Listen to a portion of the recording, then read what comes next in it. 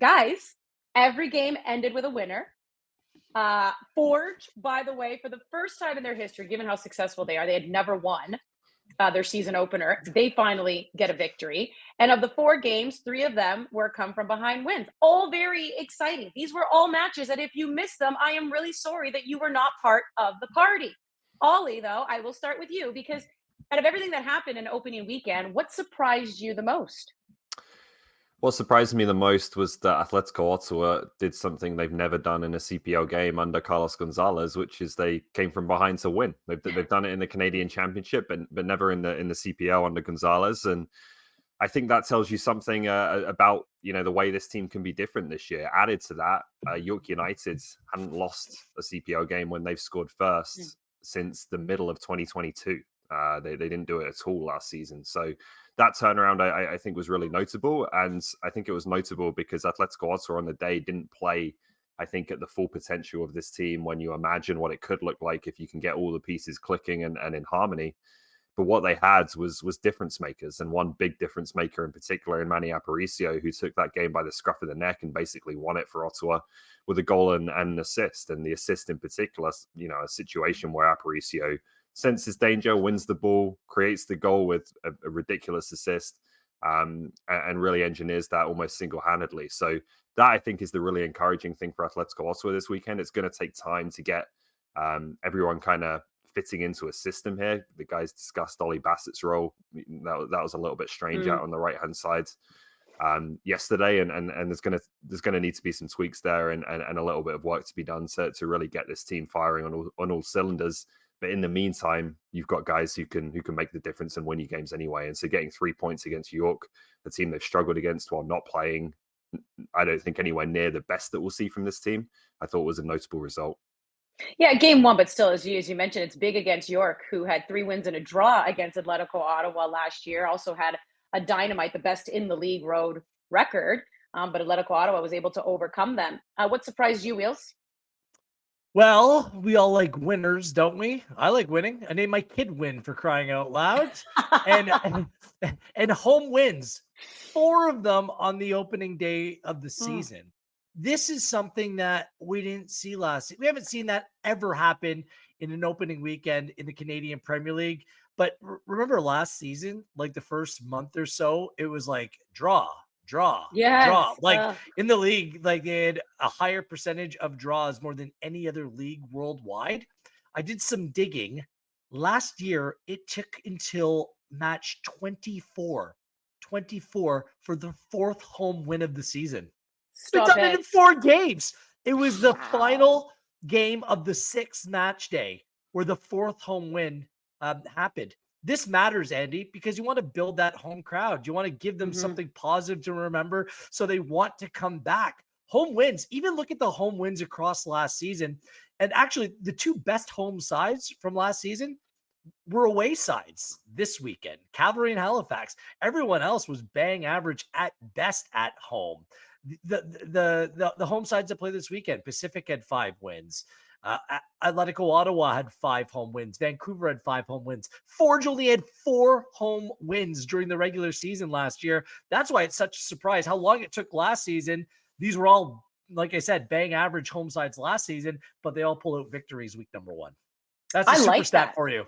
Thank you. That is, it's a great stat because what do we hear a lot of in sports, right? Make the home a fortress, make this a difficult Mhm. place to play in. Well, it's really hard, and it's hard for your fans to get up for a game if you're not winning at home. So that, yeah, hopefully that's a trend that we'll see continue throughout the season. Jordo, what stood out to you? It has to be Vancouver FC. Look, last season there were 3 times that a team battered them and scored 4 more goals on them, and they've never scored 4 more goals in their history. And also I know. to add on top of that with the stats, is there are 3 new Vancouver FC goal scorers in that match. This is something where you're thinking, Wheels and I, we love this side. Um, but you're thinking that maybe this is stretched out. You don't think Paris G is scoring opening day, Bitar is scoring Moses Dyer. You don't think that this is happening. Maybe this is stretched out, but this they kind of started slow. Defensively, there were some gaps, but in terms of their attacking prowess and the numbers that they have going forward, and this set piece right here from Diaz, who had an exceptional game, and Norman with that strike, but they just looked like it was a training match and many parts of the game that they felt comfortable going forward. I'm looking at this team, and of course there's some areas they need to improve, and it's only game one. But when you go on a debut and you score 4 goals, no matter who it's against or what's happening, you have to feel good about yourself. Yeah, and I thought that game was even going to get more out of hand as well, as Valor ended up going down a player too. And I just thought this is going to get absolutely ugly. But still, giving up 4 goals is pretty ugly. And we're going to flip things around, because as much as we love to talk about winners and what impressed you about the winners, what about the losers? Because some of these games in that What about first the game, losers? what about the losers? Because in that first game at halftime, we were all in agreement in the Lou, studio. sir. I shouldn't have said that. I shouldn't have said it. I think we were all in agreement that York United could have easily been up 2-0 at half. Cavs had the lead in that one. Valor also had the lead. Wanderers Pacific, that was a tightly contested game. It was a penalty kick that ultimately ended up winning it for Pacific. So let's give the losers a little bit of love here, because who out of those 4, Ollie, maybe impressed you with their play, even though they didn't get the full 3 points? Predictable answer from me here, but I thought Halifax played well. Honestly, like I thought they deserved something from that game. Got beaten by a penalty. There were 4 new outfield players in their starting lineup, so there was a bit of change from last year, and there has been more change, I think, than people think in that squad. And they went to Pacific, and I thought pretty much controlled the game, like 73 entries to the final third to 39 for Pacific. That gives you an idea of the balance of the game in terms of territory. Pacific, apart from the penalty, had 0.1 XG. Penalty, I thought, was an unfortunate situation. Didn't defend it well enough in midfield, and Julian Dunn got put in a tough spot. But other than that, Halifax really, really limited Pacific's opportunities. And what was just missing from them was that cutting edge of their own. Maybe that was somewhat natural, again, with particularly the changes to the lineup from last year coming up front, a completely new front 3. Aiden Daniels on the bench, Massimo Ferrin on the bench. Those 2, I think, are their star pieces in an attacking sense. So that's an area where they have to work on, is finding that cutting edge to turn dominance into results. But I liked a lot of aspects of their performance. I like that they have a true back 3 option now. They went to a back 3 at times last season, but now with Nimick and Dunn and Lockery, you have 3 central defenders who can operate in that system.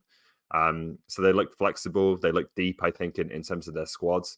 And I think this is going to be a good team. And I thought we saw glimpses of it despite the defeat on Saturday. Mm-hmm. Wheels? I'm taking Valor out of the equation here because they had 9 new players in their starting 11. Like, it's just a completely new team, and that's going to take time. I just think that Cavalry lost in Hamilton to a very, very good Forge team. I'm calling it no big deal. I mean, this hasn't changed the way that I look at this Cavalry side. They're still going to be there in the end. They're still the best home side, still have an incredible squad. Although I do think elements of their game are a little bit disappointing. You go up a goal, Camargo starts blowing kisses and chirping to the crowd. You just can't do that. Do you know what happened last time you were there? You scored first as well and thought you won the game. And guess what? You didn't. So they dropped far too deep defensively on the goals. Like, there were so many players sitting in front of Marco Carducci, not putting enough pressure on the ball. I don't think Tommy Wilden Jr. will like that. And he won't like the fact that he really had a more defensive team that he started with, had all kinds of attacking options to bring on, and they really didn't leave their mark in the game. But other than that, like, the game process is there, the quality is there, the team is there. It's just first day mistakes that you can kind of point to. But when I look at this team, I still think they're going to be scary good. That's why I'm not looking at the result as being any warning sign or red flag. I'm willing to cut Camargo some slack. It was his 100th appearance. The guy's been injured a ton, so he's feeling good about himself. That's for sure. But Jordo, losing side that you still were impressed with. Every time I mention this team, I always have to get the bias out of the way. But look, I'm going to make my point. York United should have taken away something from this match. If there's any team that is scorned or hurt from last season about not getting points, it would be this side, because they're 4 points from second, even though they had a horrible year at times and didn't get the points that they need to get. If you're looking at this match of XGs or big chances or however you want to break it down, there should have been something in this match for them. What I specifically want to talk about is their lineup. And you have a Martinez and Samaro who haven't really played together. I mean, preseason for me is just a trial period, but they did well in the midfield together. You have Botello, that was a new signing. And quite frankly, Higgins and Abotne are, I would say, second choice for Martin Nash in terms of center backs, but they look solid. They look like they've played together, and I know they've just come together in preseason. These are young guys. I know Higgins had a spell at Edmonton. I think he's an athletic center back, but Abotne has only played over a dozen games last season. That was kind of his first debut to really senior football.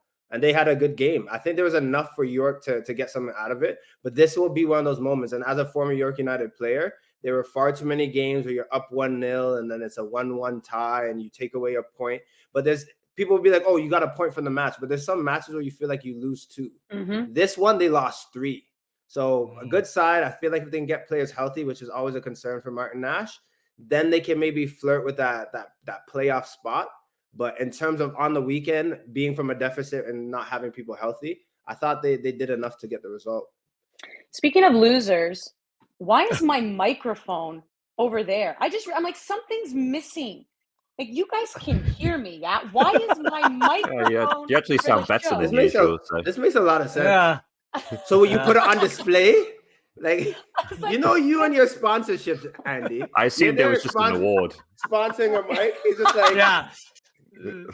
You're like, Andy by the way, it's right Patillo next to my 3000. trophy. My No, nice I don't know if trophy. anyone's noticed. right here. Anyways, I just look behind. I'm like, why is my microphone behind Cut me? the check. Who? The Hey, her. Let's It's biggest loser time. It's bigger. how about we shout out some players? We've been shouting out some teams. We've been talking about the teams as a whole, but I don't know, Ollie, if you have a player you want to shout out from week 1 of the CPL. I do. Emil Gazdov. I thought he Good played one. well. Obviously, one really key save in particular to deny Halifax, as I've just talked about, trying to get that equalizer and not being able to do so. So I thought that whole Pacific defense played well. Like Thomas Meyer-Giguère talked about it after the game. There's been doubts about this group. Didic has left. They didn't have Dadaluk either for this first game due to suspension. And that defense, and particularly Gazdov, I think behind them, held strong in a game that they didn't control. So a lot of credit to him, a lot of credit to James Merriman for sticking with him. There were real ups and downs for this kid last season, but you talk to a lot of people who say fundamentally he's a really talented goalkeeper and could have a big future. And so hopefully we see more consistency, because I think you can see the flashes of upside that are definitely there with him. Reads the game really well, this young man. Yeah. Always on the edge of the 18, knowing where to be, helping, like having that balance of sweeper keeper. But watching games last year, it was coming to those decisive moments or those routine saves, and he seemed like he slipped in and out of matches, right? Whereas a time to catch or to punch, he's kind of doing both. He was very distinct in his actions on the weekend, and that was a great debut of the start of the season for Gazdov, because he doesn't need to be the best player every single time. I think last season was just those routine decisions, and he made the wrong one, but not this weekend. He was outstanding. Jordan, why don't you take it away with your shout out? Ooh, I'm gonna give love. I try to find the players that don't maybe score but have a blind and a great game. I think Diaz, we started to see the 2021-2022 He was quality. Diaz. Because when you're taking in goals in entirety, people think about, the goal scorer. Like, you literally panned him. When I think about the first goal, it does not happen for Vancouver FC without Guero Diaz being clever. The way that he comes to the ball in moments, the way that he frees up space for other players. And even seeing him move away for the first goal just to do the back heel to play Dyer.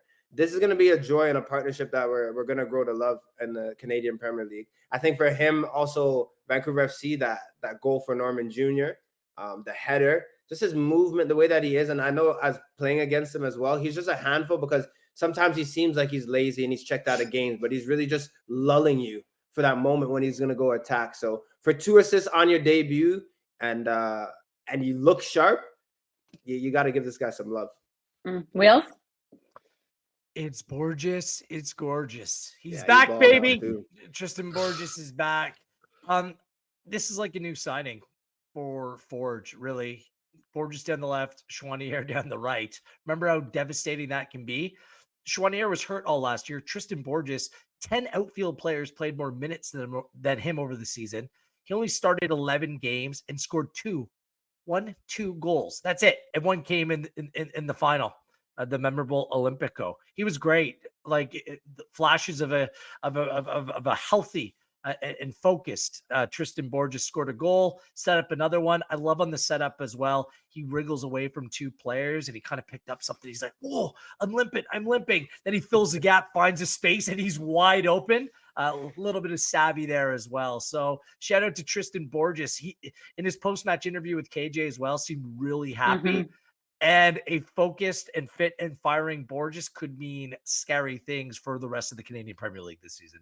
It was an emotional season last year for him. Sorry, quickly. And to see like his body language in that game, granted it's week 1, first game, but it says a lot about a player, right? Different. When you could pass, but you want to take on someone, you want to get a shot off. Even for his goal, it's like maybe last year that's something he fumbles or looks to pass or tries to shoot, but he was very determined to get a shot off and get that goal. So great start from him.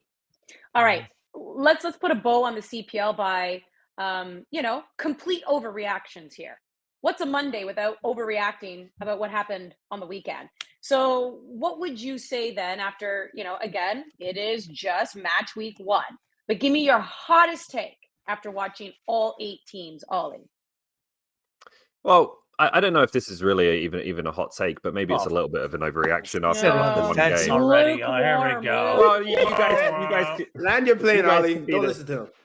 You can be the judge. I regard 2021 Forge as the best team in CPL history. The best, like at their peak, I think they were the strongest team we've ever seen in this league. I think this is the best Forge team since then, and could be right in that conversation. The quality I think they've got this year, particularly in attacking areas, like we just talked about Borges looking like a different player. I've always preferred him when he gets to play in that central role. I know he'll probably shift out to the wing at times this year, but I think he can be so influential in those spots. Chouanier is back. Badibanga's got half a season under his belt and looks like he can be a real top player in this league. And Poma's still to come in. He's got some resume, some pedigree. Tavernier could be a breakout player if they can get him in. And a big one as well. I think they look like they have a proper left back in Para, which was a real issue for them last season at times. So you look at the additions they've made, the returns they're getting, some of the internal growth that we're seeing from players like Owolabi Belawu, Malcolm Duncan, I think is going to be in for a more prominent role this season as well. I think there's a lot to like about Forge, and this team could be right up there with the best we've seen in Hamilton over the course of their very glittering CPL history. Wheels? I'm still not convinced in Atletico Ottawa. You are not making friends. It's not about making friends. It's about being honest right now. They won that game against York. One, because York gave it away. Like Austin Ricci, like a criminal miss. He did end up scoring a goal, but you're up 1-0. You can just pass it to your left, Brian Wright, into a wide open net. It's 2-0. Probably the match is done and dusted. Just failure to execute. A Botnay far post missed a chance. Like York should have been gone in a way. They outplayed Atletico Ottawa in that game. The stats bear it. York had more shots, more chances. And it was just superior experienced players. I think individuals won that game for Atletico Ottawa. I question this formation where Ollie Bassett's playing on the right-hand side. How do you fit all these really good players into the team? You have Zapater being asked at 38, turning 39 this summer to cover all kinds of ground because they're two fullbacks. Like they have license to go, and they should because they're really good players as well. I just think that there's work to do in order to get the team playing the best way possible. And I'm not exactly sure what that's going to end up looking like. I'm not saying it's not going to happen. They're thrilling to watch because of the individual talent on the field as well. And they are the story right now in the Canadian Premier League. But through match day 1, I'm going to need more convincing. Jordo? Man, this one's really bold. When I was going through my notes, but it felt right, Andy. And you got to go on feelings, right? Just like you with the red lips today, you went with the feeling. It looks great. Felt it. Love it. Bold. Vancouver FC scored 28 goals last season, 50 goals against. Okay. I don't think that number is going to be at 50 this season for goals against, but I do see a number increasing, and that is their goals for. In 2023, 46 goals. were by Calgary. In 2022, 47 goals were scored by Forge, and that's the most in Canadian Premier League history. I feel as if this Vancouver FC side, even though I'm not saying they're winning the league, I think they're making playoffs. I could see them in that 40 realm, flirting with them maybe a 46. No, come on. Go higher. Make this hot. Hold on. Most goals in the Canadian Premier League season. Number one. You had a great take brewing there, Jordan. Yes. Don't pull it back. Don't be a flat. Wait. They're going 48, baby. These guys are gonna do 48. it. Finally got there. Dyer, Bitar, Diaz. They know how to score. G's chipping in. We might even get Garcia scoring some goals. Huh? Who knows? I like this squad, man. They might get the most ever. Fly, Eagles, fly. We have Wheels doing this now as well. Victory. The No Eagle. wonder he loves them.